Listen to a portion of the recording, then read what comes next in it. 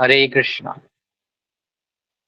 ओम ज्ञानतिमिरन्दस्य ज्ञानञ्जनशलाकया चक्षुरुन्मिलितं तस्मै श्रीगुरुवे नमः। श्रीचैतन्यमनोभीष्टं स्थापितं येन भूतले स्वयं रूपा कदा मह्यं ददाति स्वपदान्तिकं।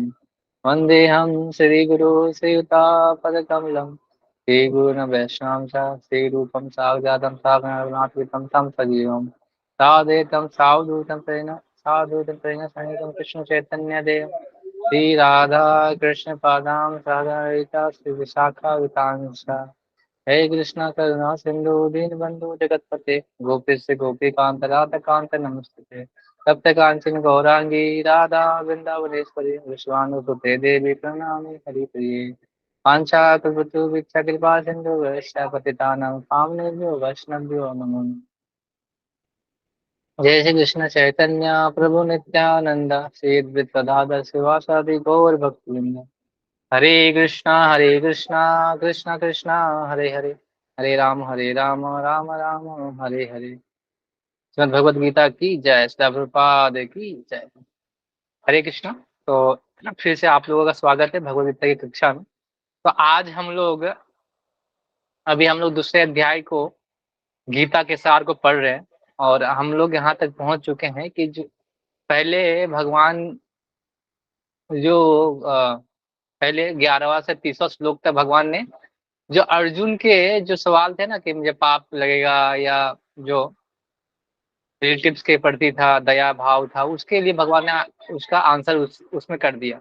उसके बाद बोला कि कर्म जो है बुद्धि से है, कर्म योग से कैसे हम भक्ति को प्राप्त कर सकते हैं, उसके बारे में भगवान ने निष्काम कर्म के बारे में बताया। अब उसके बाद अभी भगवान को अर्जुन भगवान को पूछ रहे हैं कि अच्छा ये सब अगर करते हैं तो जो स्थित जो लोग हैं वो कैसे दिखते हैं, कैसे उनके गुण, कैसे लक्षण, कैसे हैं, कैसे बैठते हैं, कैसे वो चलते हैं, सबके बारे में बोल रहे हैं। तो आज जो तीसरा क्वेश्चन है कि भगवान बताएंगे कि कैसे बैठते हैं, मतलब जो स्थित प्रज्ञ व्यक्ति है कैसे बैठते हैं, उसके बारे में भगवान इसमें आंसर कर रहे हैं इस श्लोक में।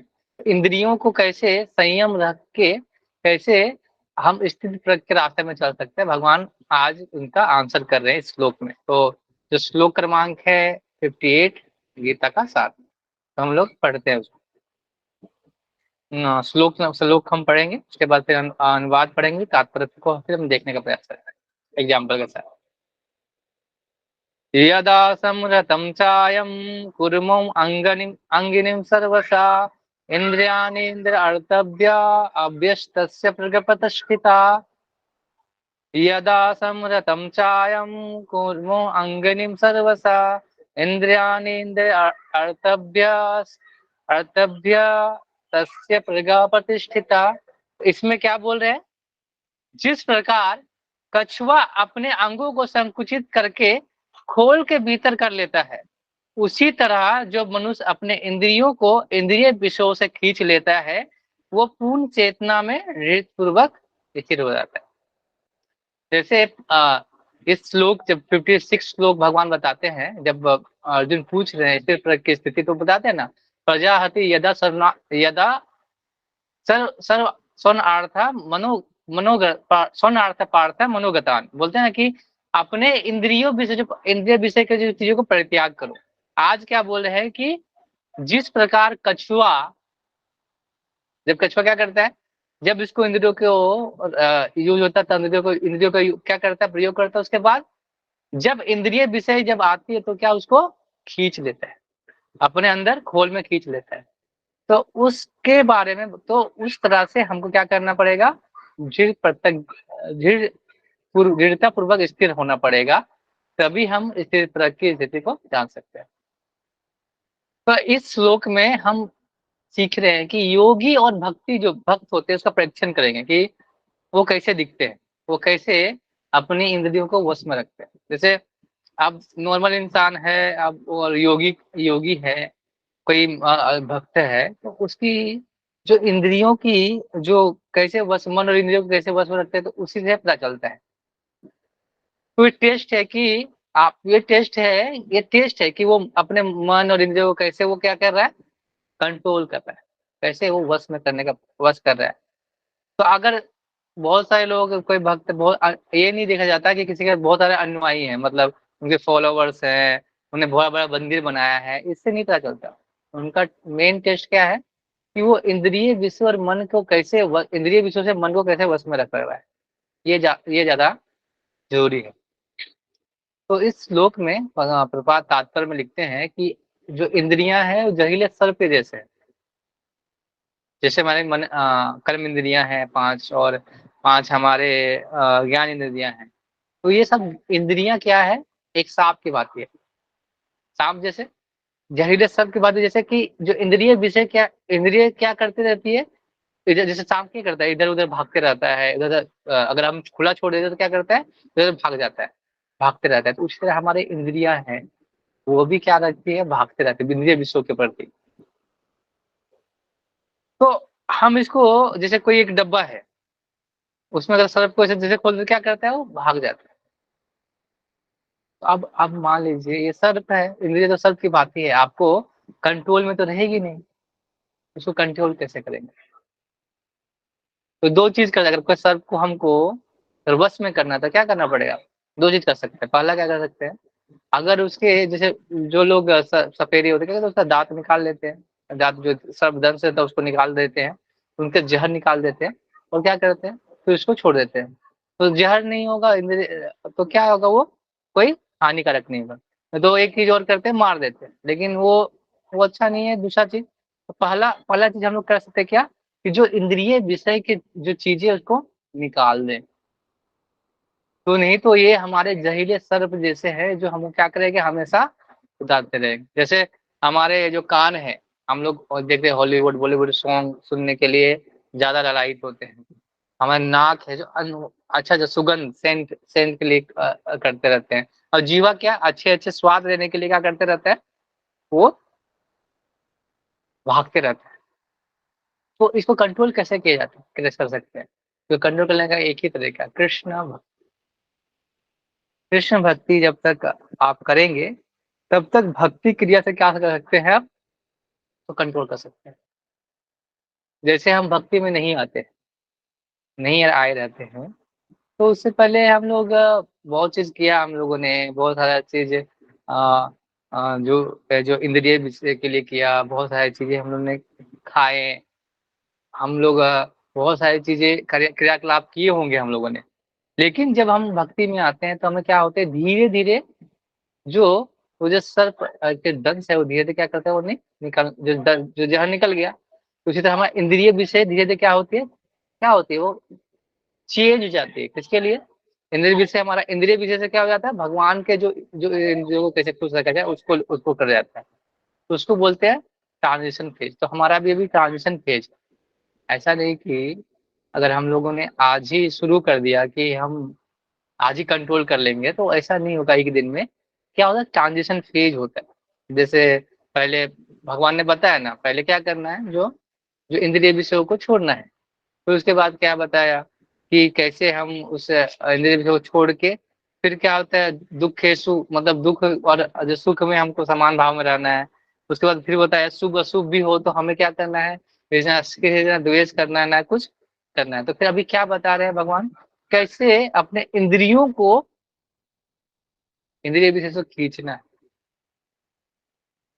तो जैसे एक जैसे आपने कृष्ण कृष्ण से देखा हो तो कालिया के बारे में, कालिया एक बहुत बड़ा सर्प था, और क्या था, वो यमुना के तलहटी में बैठा रहता था, और इतना ज्यादा वो जहरीला था कि जब वो फुकार मारता था, मतलब अगर फूकता था तो उसका जहर है ना, ऊपर 8 मील तक जो पक्षी है तो वहां तक किसी को मार सकता था, इतना ज्यादा उसका जहर जहर इतना ज्यादा था।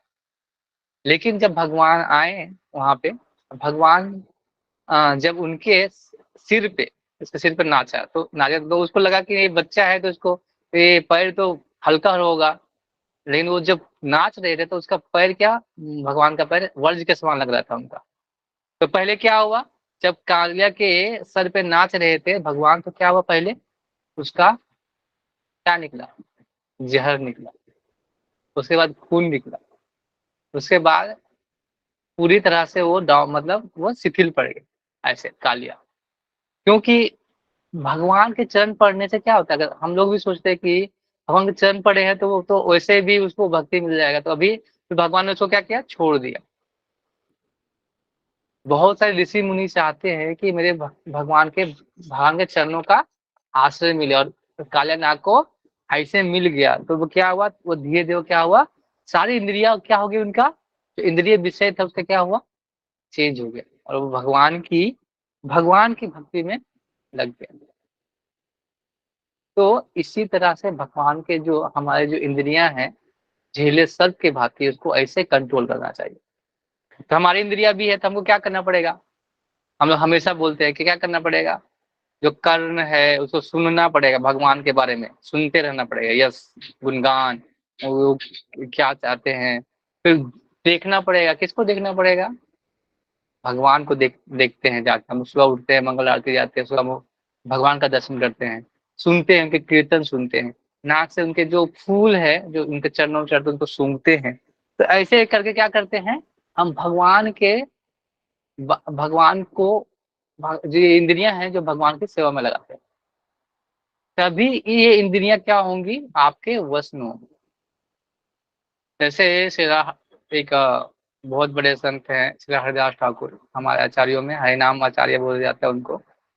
वो वो मतलब एक दिन में 3 लाख हरिनाम करते थे, 3 लाख।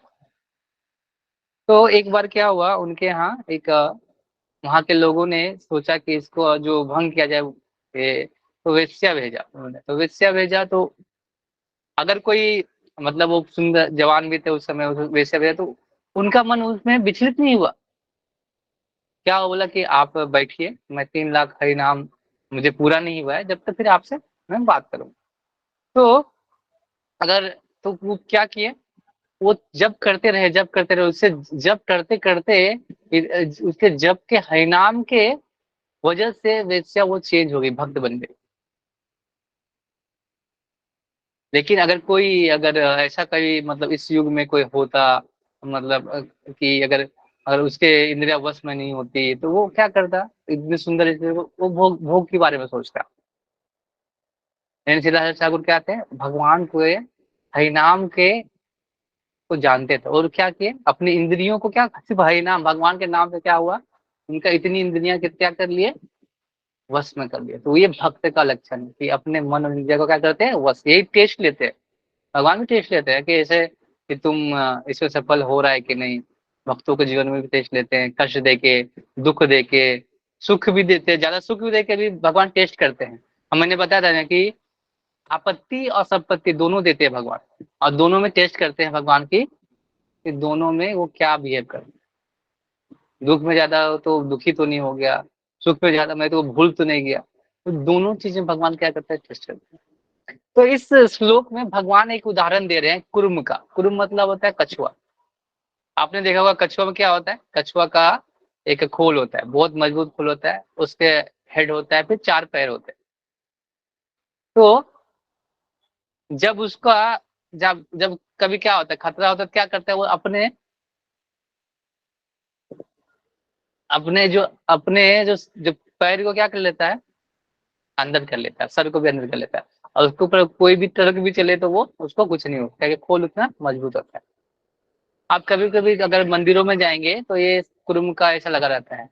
तो वो कुर्म का ऐसे लगा रहता है, क्यों ऐसे फोटो लगा रहता है, या ऐसे कोई स्टेचू टाइप का ऐसा रहता है, क्यों रहता है, तो वो दिखाता है कि जब हमको कब ये इंद्रियों को निकालना है, कब, जब हम भगवान के सेवा में लगे तब इस इंद्रियों को निकालना है।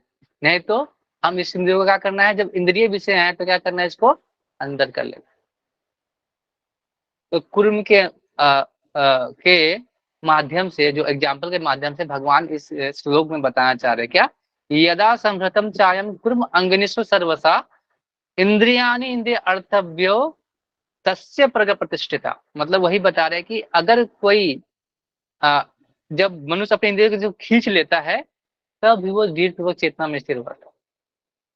जैसे कि आपका पता कैसे चलेगा कि आप भक्ति में आगे बढ़ रहे हैं, जब इंद्रिय विषयों पे क्या होगा, आपका इंद्रिय विषय क्या करेंगे आपका, कंट्रोल होगा। कि जैसे आपको पहले हम लोग अगर कुछ भी करते होंगे अपने जीवन में, कुछ भी आदत होगा या कुछ आपके अंदर बुरी संगति होगा, लेकिन आप अगर फिर से वो आएगा, आपको बार-बार याद है, लेकिन आपको फिर क्या करना पड़ेगा, फिर वो उसको समझना पड़ेगा कि नहीं, नहीं वो चीज़ गलत है। तो कैसे करना पड़ेगा? वही भगवान की भक्ति करके। कृष्ण भक्ति जब हम लोग करते हैं, तो जो कृष्ण भक्ति का अभ्यास ही इतना है कि सारे चीज़ हो जाता है, श्रवण, कीर्तनम, स्मरणम, पाद सेवनम, ऐसे जो भक्ति के अंग हैं, जो नौदा भक्ति के, उसमें से वो क्यों बोलते हैं कि कीर्तन करो, श्रवणम करो, क्यों बोलते हैं? क्योंकि सारी इंद्रियों को अगर हम एंगेज नहीं करेंगे तो हमको भगाएँगे। या जब जैसे आप भक्ति भक्ति में आते हैं तो क्या बन जाता है कि जो हम लोग गाने सुनते हैं, तो हम लोग क्या करते हैं, भजन सुनते हैं। हम जब जब हम आँखों से क्या करते हैं, भगवान को देखते हैं। जब हम आँख से बहुत सारी चीज़ें देखते हैं, उससे क्या बदल भगवान को देखते हैं, उनको चरणों को, उनके श्रृंगार को देखते हैं। कभी भी हम लोग जब मंदिर में जाते हैं तो क्या देखना चाहिए? भगवान का श्रृंगार देखना चाहिए, भगवान कैसे दिख रहे हैं, पूरे अच्छे से देखना चाहिए। तो आँख का यही काम है कि जो भगवान को ध्यान स्मरण करके अपने मन में बिठाना, मन में, तब मन में कंट्रोल होगा ना। 5 इंद्रियाँ हैं, मन एक और है, तो मन हमें भगाते रहता है। आप सोच देखो, अभी आप मन इतना चंचल है कि आप अभी सोचोगे तो आप कहीं भी जा सकते हो। आप बोलोगे कि मुझे दिल्ली जाना है, तो अभी तुरंत सोच में आएगा, तुरंत दिल्ली पहुँच गए आप, कि वहाँ दिख रहा है लाल किला, से आपके दिमाग में आ गया। तो मन इतना ज़्यादा तेज है, इतना चंचल है। तो जो मन है उसको कैसे, मन तो हम कंट्रोल नहीं करते, उसको एंगेज कर देते करना पड़ेगा कि हाँ, भगवान का नाम सुने, भगवान कैसे दिखते हैं, हाँ ऐसे दिख रहे हैं, भगवान के कुंडल है, भगवान के इतने अच्छा श्रृंगार है, वही सोचते हैं। वही हमारे इंद्रियों को बस में कर सकता है और कोई माध्यम नहीं है। हम चाहेंगे कि हम मेडिटेशन करें, ध्यान करेंगे, ठीक है, अब 30 मिनट। अब जब आपने देखा होगा, कभी कभी आप लोगों ने किया होगा मेडिटेशन, ध्यान, तो ध्यान में वही चीज आता है जो आप सोचते हैं। वो क्या आते रहता है आपके मन में आते रहता है, जो चीज हम नहीं सोचना चाहते। जैसे एक काम कीजिए, मतलब अभी एक एक से मैंने अब मैं देता हूँ। आप आंख बंद कीजिए और मैं बोलूंगा जो चीज, वो आप सोचना है, नहीं सोचना है। आम के बारे में नहीं सोचना है, तो आप सोचेंगे आम के बारे में ही सोचना है। हम बोले हैं कि घर के बारे में नहीं सोचना है, तो आप घर के बारे में क्या नहीं सोचना है, घर के बारे में, तो वही सोचने में आएगा। तो मन क्या करता है, हमें अनकंट्रोल करने का प्रयास करता है, और हम तो बस में नहीं कर सकते पूरी तरह से, तो उसको इंगेज करना पड़ता है। नहीं नहीं, ये नहीं करना। तो ये हमारे जो मन है ना, मन ही हमें भगा रहा है, जो इंद्रियां हैं, हमको ये सारी चीज करवा रही है। हम इंद्रियों को कितना प्रयास कर रहे हैं कि संतुष्ट हो जाए, संतुष्ट हो जाए, नहीं संतुष्ट हो, कभी भी संतुष्ट नहीं कर सकते आप। ये जगह गलत है, आप जहाँ संतुष्टि ढूंढ रहे जगह गलत है। संतुष्टि पूर्ण संतुष्टि काम लेगी भगवान, पूर्ण आनंद काम लेगा भगवान के पास। तो वहां खोजना पड़ेगा ना, जहां हम है ही नहीं, वह कहाँ से मिलेगा? तो हमें हमें क्या करना है कि जब इंद्रिय विषय से हम जैसे ही, अगर हम जैसे ही भगवान के स्वयं लगते हैं, तो अपने आप ही जो इंद्रिय विषय की जो चीजें है ना, हट जाती है। तो धीरे क्या होता है, वो स्वतः सिद्ध तत्व भावों के साथ संबंध रखते हुए भोग भोगते हुए ऐसा ही है, परंतु क्या होता है कि हमें क्या करते, जैसे हम आंख बंद कर लिए, अगर हम सूर्य देख रहे हैं, आंख बंद कर लिए, तो सूर्य थोड़ी ऐसा कि सूर्य चला जाएगा, नहीं जाएगा। आपने आंख बंद किया था, सूर्य तो दिखता है, फिर भी उसकी प्रकाश का महसूस होता है। तो इंद्रिय विषय को हम लोग को क्या करना है, उसको, इंद्रियों को भगवान के सेवा में लगाना है, बस यही है।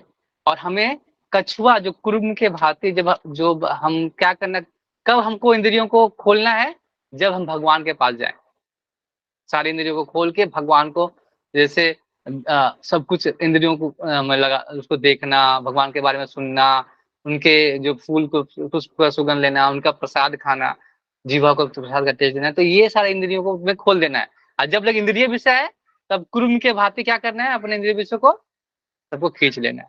तभी आप फिर प्रत्यक्ष चेतना में जिमिनेशन में स्थिर हो सकते हैं। नहीं तो आप कितनों भी कंट्रोल कंट्रोल करने का प्रयास करें, वो कंट्रोल नहीं होगा। तो मैं थोड़ा पढ़ता हूँ तात्पर्य, प्रपाद क्या लिख रहे हैं। ये लास्ट में एक पोर्शन है। इसी प्रकार कृष्णा भावना भावित व्यक्ति को इंद्रियों में भी केवल भगवान की विशिष्ट सेवाओं के लिए काम आती है, अन्यथा उनका संकोचन कर लिया जाता है। अर्जुन को उपदेश दिया जा रहा था कि वो अपने इंद्रियों को आत्मतुष्टि में ना करके भगवान की सेवा में लगाए। अपनी इंद्रियों को सदैव भगवान के सेवा में लगाए रखना कुर्म द्वारा प्रस्तुत दृष्टांत का अनुरूप है, जो अपनी इंद्रियों को समेटे रखता है। जैसे मैंने जैसे बताया, और ये प्रपात भी लिख रहे हैं इसमें कि अर्जुन को क्या बोल रहे भगवान कि तुम अपने आत्मतुष्टि के लिए काम नहीं करो, किसके लिए काम करो, भगवान की तुष्टि के लिए, भगवान की सेवा के लिए। तभी तुम क्या हो सकते हो, उस कुर्म के भांति, जिस तरह वो जब वो इंद्रिय विषय की बात आती है तो अपने अपने जो अंग को क्या करता है, वो खींच लेता है। उस तरह हमें इंद्रिय विषय के समय खींच लेना है, भगवान के सेवक समय सारी इंद्रियों को खोल लेना है।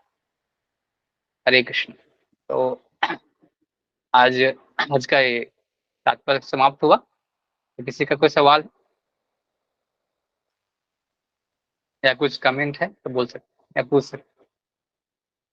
अगर कुछ डाउट है तो पूछ सकते, कोई वर्ड अगर समझ में नहीं आया कि कुछ ऐसा, तो फिर पूछ सकते हैं। हरे कृष्णा प्रभु जी, दंडवत प्रणाम। हाँ धन्यवाद माता जी, बोलिए। प्रभु जी, विषय तो बहुत ज्यादा, ये मतलब एक बहुत ज्यादा वास्ट है, क्वेश्चन भी बहुत सारे होते हैं इसके ऊपर। क्योंकि मेरे को हम्म लगता है इंद्रिय विषय और स्पिरिचुअल लाइफ, मेरे को लगता है ये हम्म दो रेल की पटरियां हैं जो साथ साथ चलती हैं। ये बात अलग है कि ये मिलती नहीं है, लेकिन जैसे हम बोल रहे हैं कि आपने बताया कि इंद्रिय विषयों इंद्रियों को हमें अपने जो है मतलब हटा के ईश्वर में लगाना चाहिए। लेकिन प्रभु, क्या हम्म ये सच में सफल होता है?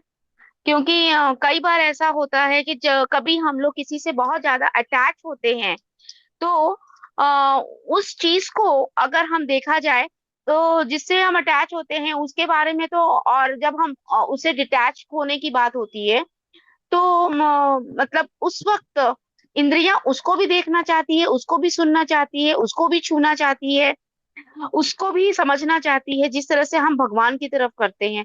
तो यहाँ से डिटैचमेंट किस तरह से हो सकता है? इंद्रियों को हम लोग किस तरीके से, क्योंकि ये एक बहुत गूढ़ समस्या है जो हम लोग आम दिनों में ये चीजों को फेस करते हैं। और ये बहुत सारे लोगों का, ये मेरे पास ऐसे सवाल भी आते हैं, प्रभु कैसे कर सकते हैं मतलब। देखिए, इसमें एक लाइन में आंसर आंसर मैंने दिया था कि हम जब भक्ति में लगते हैं, तो हम इंद्रिय विषयों को, इसीलिए प्रपात ने जो साधना भक्ति को है ना, ऐसे रेगुलर प्रैक्टिस में लाने बोला है। वो एक बार में समाप्त नहीं होती, मैंने भी बताया कि एक बार में समाप्त नहीं हो सकती सारे इंद्रिय विषय। हम इतने जल्दी हम समाप्त नहीं कर सकते, लेकिन हम कोशिश कर सकते हैं। जैसे ऐसा ऐसा किया है, भागवतम में उनका वर्णन भी है। जैसे अम्बरीश महाराज है, अम्बरीश महाराज थे, उन्हें अपनी सारी इंद्रियों को भगवान की सेवा में लगाया था। तो वो वो एक शुद्ध भक्त थे। तो वो एक स्टैंडर्ड है। लेकिन हमें सबके जीवन में कोई ना कोई एक ऐसा आसक्ति होती है कि वो छोड़ नहीं पाता और वो छोड़ना नहीं चाहता। तो वो चीज आप इंद्रिय कभी तो इंद्रिय विषय सोचने के लिए खत्म नहीं होगा, मतलब बंद नहीं हो सकता आपके विषय। लेकिन वो क्या कर सकते हैं, कम कर सकते हैं। जैसे कोई अगर 10 सिगरेट, 50 चेन स्मोकर होता है, तो 20 सिगरेट पीता है रोज, तो उसको क्या करना है, पहले थोड़ी बोलेंगे कि आप 20 सिगरेट एक ही बार खत्म कर दो, मतलब बंद कर दो, ऐसा नहीं होगा। क्या करेंगे, बोलेंगे कि नहीं, आप पहले 4 सिगरेट खत्म, मतलब छोड़ने का प्रयास करो। फिर ऐसा करके धीरे धीरे धीरे क्या करेगा, वो एक पे आएगा। फिर बोलेगा नहीं, फिर एक भी छोड़ दो। तो हमारे भी इंद्रिय विषय बहुत सारे हैं हमारे जीवन में। तो हम एक बार में तो खत्म नहीं होंगे, तो हमको क्या करना पड़ेगा, धीरे धीरे प्रैक्टिस करना पड़ेगा, वही साधना भक्ति का। तभी वो धीरे धीरे क्या क्या क्या करके जाएगा। ऐसा नहीं होता है कि एक ही, हम जब तक जाते हैं ना, हम इस दुनिया से भी जाते तब भी हमारे अंदर होता है बहुत बहुत बहुत प्रैक्टिस करना पड़ता है, तब भी हम उसको में जाना जा सकते हैं। मतलब जो अहंकार है, अहंकार जो हमारा अहंकार है ना, जो वो सबसे लास्ट में जाता है। अहंकार मतलब कि हमको हम हम जानते हैं कि हम ये शरीर नहीं आत्मा है, फिर भी हमें अहंकार होता है कि नहीं, हम तो ये हैं, हम तो आईएएस हैं, हम तो इतने बड़े बड़े भक्त हैं। ये भी अहंकार है। तो ये अहंकार इतना जल्दी जाता नहीं है। तो एक स्टेप वाइज जाएंगे तो मिलेगा, और धीरे धीरे करना पड़ेगा। एक बार में विषय है तो बहुत सारे विषय हैं, तो छोड़ नहीं सकते ना। हमको प्रयास करना पड़ेगा कि आज चलो हमको कौन सा चीज अगर भगवान के लिए छोड़ना पड़े तो क्या छोड़ सकते। तो आप उसमें बोलेंगे ना कि नहीं, मैं इसके लिए मैं इसको छोड़ सकती हूँ। एक दिन में, एक दिन में तो नहीं होगा, मतलब छोड़ सकते हैं। आज जैसे आप पहले भक्ति नहीं करते थे, तो आपने माला स्टार्ट किया ना, छोड़ा ना आपने। पहले हम लोग सुबह उठते नहीं थे, तो अभी लेकिन छोड़ा ना सुबह उठना। सुबह जो सुबह नहीं उठने वाला काम छोड़ दिया ना आपने, सुबह उठ के भगवान की भक्ति कर रहे हैं ना। तो एक तो इंद्रिय विषय तो छोड़ दिया आपने, जो निद्रा का है, तो वो भी तो निद्रा, इंद्रिय इंद्रिय जो सोते रहते थे, वो भी तो छोड़ा आपने। पहले आप गाने सुनते थे ज्यादा, आप तो भजन सुनते हैं, वो भी तो छोड़ा आपने। तो एक दिन में नहीं किया, लेकिन धीरे धीरे वो जा रहा है। और जो चीज बचा है वो भी धीरे धीरे जाएगा। कब जाएगा? जब हम उस जगह पे पहुंच जाएंगे तो वो चीज अपने आप चला जाएगा। बस हमको उस स्तर पे पहुंचना है, प्रैक्टिस करते रहना, छोड़ना नहीं। जैसे होता है ना कि आज हम सुबह उठने में तो अरे छोड़ो अब, कहते हैं ना एक जोक होता है कि जिम जाना है, सोमवार से जिम, वनडे से जिम जाएंगे। फिर मंडे हर बार हर एक वीक में एक मंडे आता है, फिर लेकिन हम लोग जिम नहीं जा पाते। वो वाला वही सिचुएशन है कि हम तो गिरेंगे ही, है कि हम तो बद्ध जीव हैं। लेकिन प्रैक्टिस, प्रयास नहीं छोड़ना है। भगवान प्रयास के नंबर देते हैं। ये हम स्टैंडर्ड बता रहे हैं कि स्थित प्रज्ञ व्यक्ति कैसे होते हैं, वो कैसे अपने इंद्रियों को कंट्रोल करते हैं। वो एक स्टैंडर्ड है। हम वहां तक नहीं पहुंच सकते, लेकिन वहां तक पहुंचने का प्रयास कर सकते हैं। जैसे किसी को होता है ना, 100 मार्क्स का पेपर होता है, तो कोई 100 मार्क्स नहीं लाता है, कोई 98 लाता है, 33% आता है। जो पास करने का भी ट्राई करता है तो उसको भी तो बोले ना कि पास हो गया। तो भगवान वो प्रयास देखते हैं, तो हमें क्या करना है? प्रयास करना है।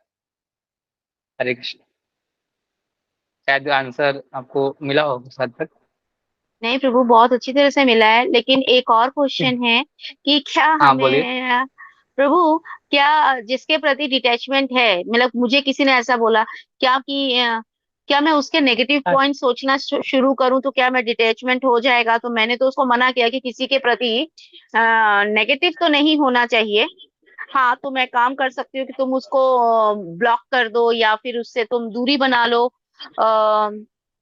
चाहे जैसे भी है। नहीं आपको क्या अब लगता नहीं है? आप, नहीं किसी को, देखिए आप किसी को अटैचमेंट है किसी, मतलब कोई, अगर हाँ। जैसे कोई भाई है, आपके रिलेशन में कोई है, तो हाँ आप जी। उसको आप आपको पता होना चाहिए कि देखिए ये सब भगवान ने जो आपके कर्म के अनुसार आपको रिलेशन मिलते हैं, जो रिश्तेदार जो मिलते हैं, तो आपके कर्म के अनुसार वही वही लोग मिले हैं आपके जीवन में।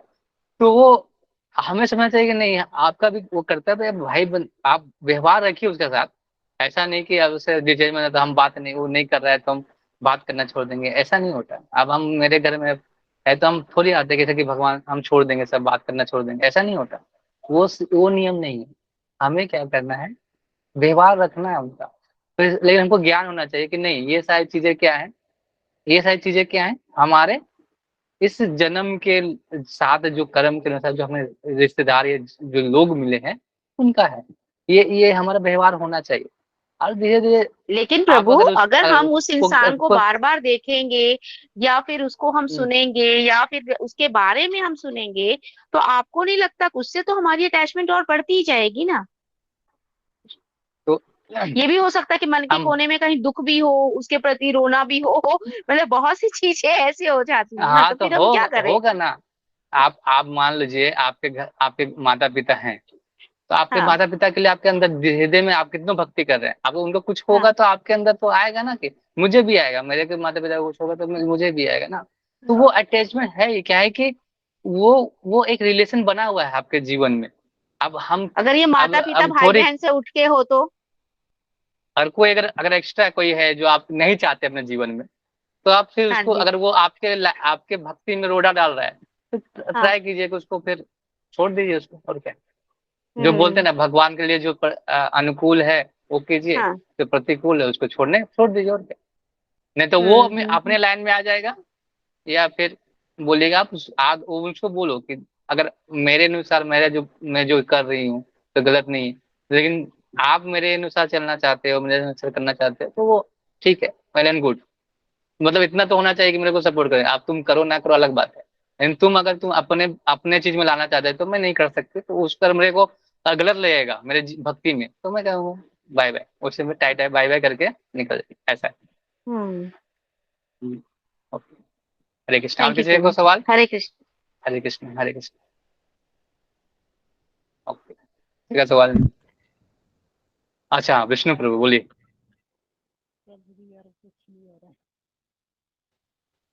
हरे कृष्णा।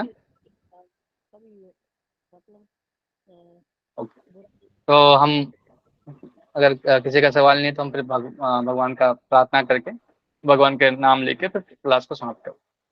हरे कृष्णा कृष्ण कृष्ण हरे हरे, हरे राम राम राम हरे हरे।